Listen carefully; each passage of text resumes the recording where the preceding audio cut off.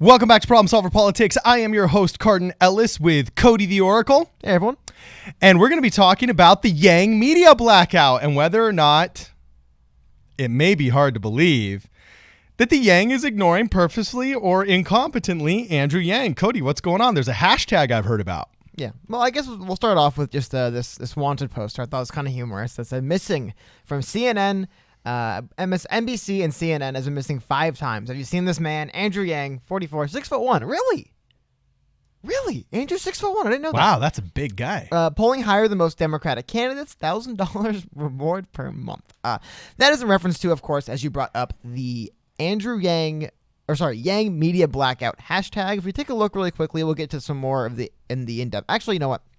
I take that back. First of all, I want to show you guys this. And this is, I think, the kind of impetus for why this happened. And actually, this is an email we got from the Yang 2020 campaign. This is an official email from the campaign. And they say, friend, did you see this image on CNN yesterday on Twitter? Now, they go on to actually explain it well. Now, you may not realize it from this image, but we were actually ahead of one of the candidates in this poll. In fact, in several of the polls released this week, we have been leading more than one of the candidates in the graphic. What this is in reference to is the poll that this CNN graphic is talking about had Andrew Yang at 3% and then 7 candidates tied at 1%. For whatever reason, CNN decided it wasn't worth showing Andrew Yang, and it was worth showing Beto O'Rourke, one of the 7 candidates tied at 1%. So this led to a lot of people in the Yang gang, because anyone who's been following our work or the work of a lot of other people out here will know something, that this is not new. I'm going to really quickly throw on screen. This is a thread by a friend of the show, Scott Sands. We had him on yesterday. And this is just, we can go through point by point and just look at instances. Where's a great one?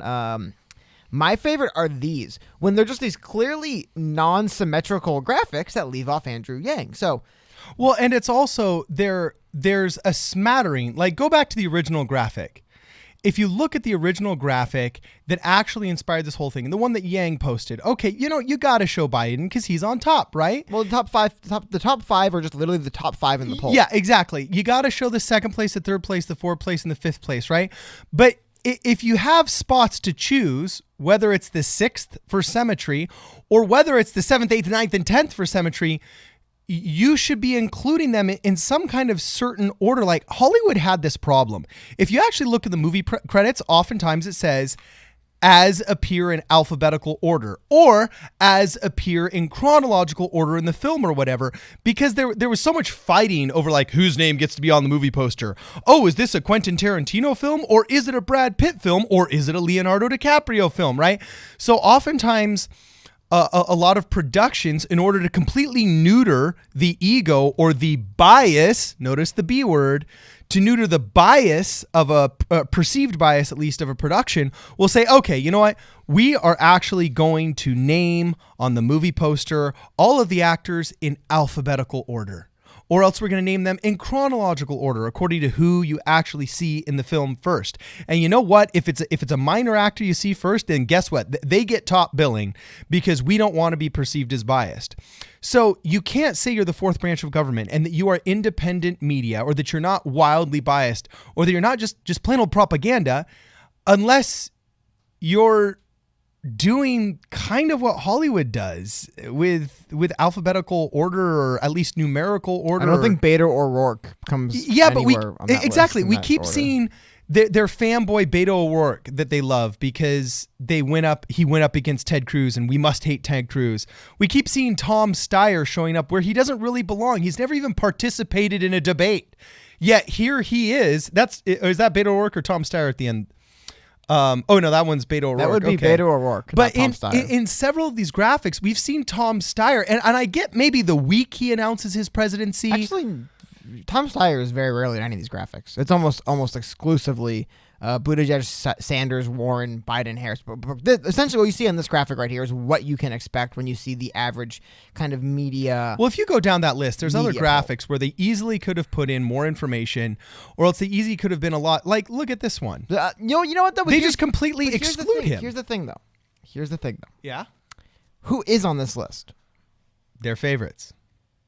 No. Normally, they would only have... Normally, when they do one of these, I'll actually show you guys in a minute. Normally, a graphic like this would only have 7 people on it, and there'd be a blank spot where Tulsi Gabbard is. Tulsi Gabbard's a friend of the media, so I do want to caution, like, sometimes it's just people don't I don't know. I think sometimes it's more casual but she was a disrespect. darling because Here's she's a good example. She's no darling, okay? Tulsi Gabbard She started out as much No, more of a no, darling Tulsi until she went Gabbard- up after until she went up after she Kamala. didn't. Tulsi has been dragged as an Assad, Syria, Russia stooge for 4 years, man. That is nonsense.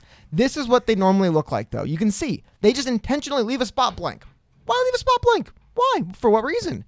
Well, that would be the 9th candidate, who at this time would have been Andrew Yang. Now, I want to go over a couple things because, I mean, it is always tough because we're big fans of Andrew Yang. Yeah. We follow Andrew Yang news all the time. When I see an article about candidates, I'm reading it to learn more about Andrew Yang and other candidates. She was a darling due to identity politics. I got it in.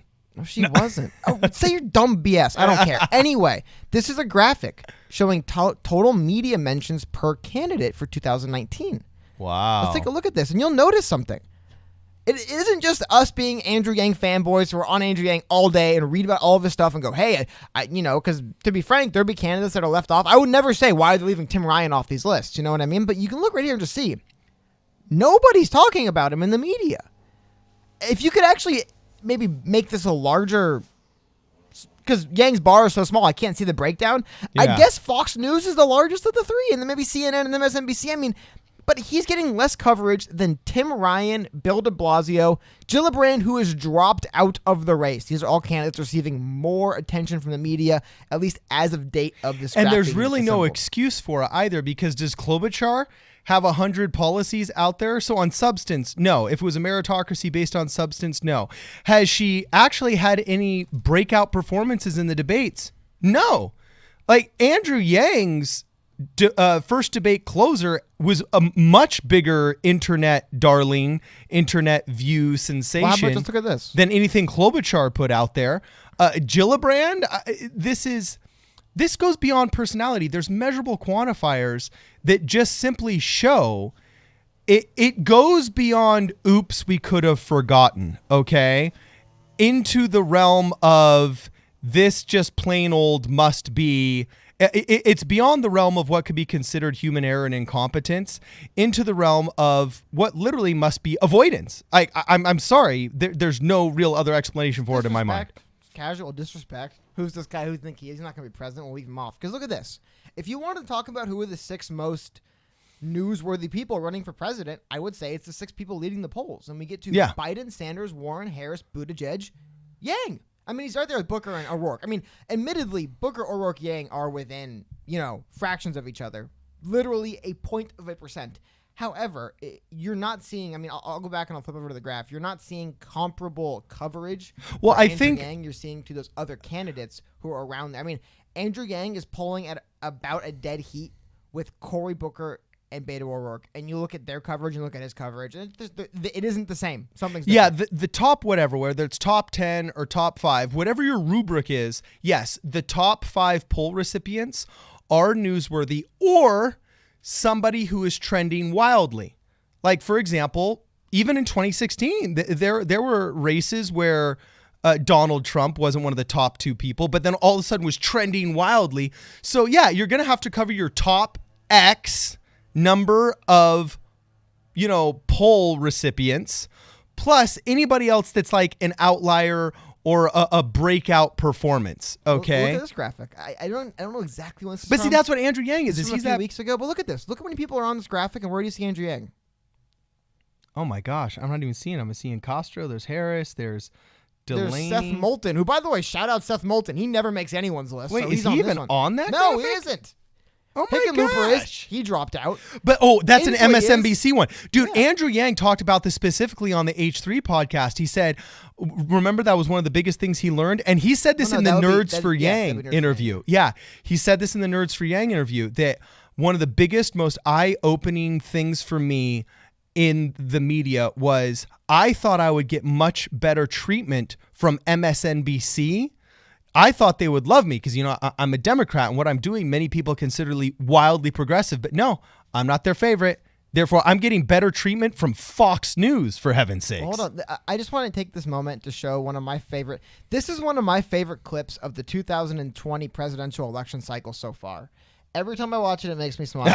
I'm going to bring it back up for you guys. It's one of my absolute favorite things. On that stage with the former vice president, with Bernie Sanders, Andrew Yang, Kristen. Oh, my screen just went out. There we go. So that's one of my absolute favorite clips that I think kind of sums up the what it feels like from the media. Again, I don't want to say they're afraid of him necessarily. I don't know. I'm not in these people's heads. It could actually be just this casual elitist disrespect of, dude, who's this guy? He's a nobody. He's not going to win. Leave him off. Who cares? He's not one of us.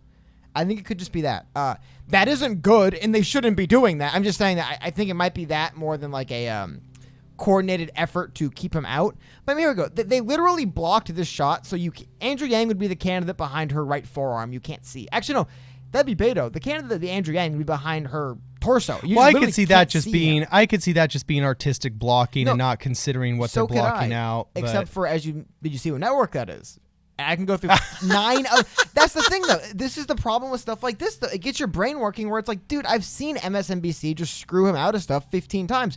Am I really going to believe this time was an accident? Yeah, well, that's very true. You don't want to get too over. You don't want to start deciding for NBC what they actually intend to do or not. But at the same time, it's like, how many times I got to see evidence where I go, wow. But really quickly, I want to show what this means because we aren't the only people seeing this stuff. A lot of great people on Twitter are helping us find this stuff. What this means, though, Yang Media Blackout. If you take a look at the trends for the United States on Twitter, Yang Media Blackout is still holding strong at 5th overall, and it reached as high as 3rd overall earlier this morning when it was released. And I think now, one reason is because the Yang Gang comes out in force.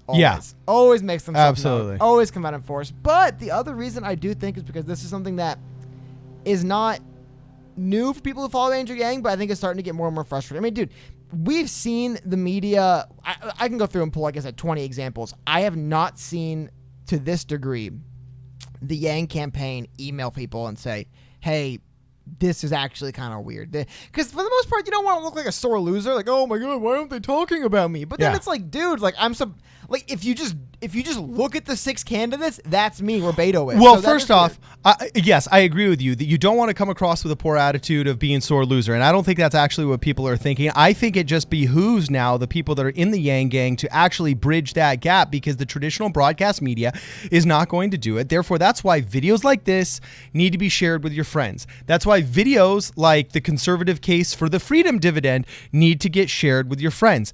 That's why the live streams, that's why the videos with Daniel, with Paget, with, all the grassroots people out in the middle of whatever woods they are making their, grassroots Yang videos are, that's why old media is crumbling and dying because small demographic by small demographic, America is slowly learning that the broadcast media, just like George Carlin said, is a club, and unfortunately you are not part of it. And it's up to us to make sure that we end up bridging that gap by literally engaging not just in new media, but by spreading the word ourselves, because never before in history has there ever actually been a time where we could spread the words ourselves like this. I mean, Jordan Peterson said in an amazing interview with Joe Rogan on the Joe Rogan podcast that he actually believed that never before was it so important, these podcasts and these long form discussions and so on and so forth, because he literally said it's like we're living in the new Gutenberg press, because never before has it been so easy for us to actually make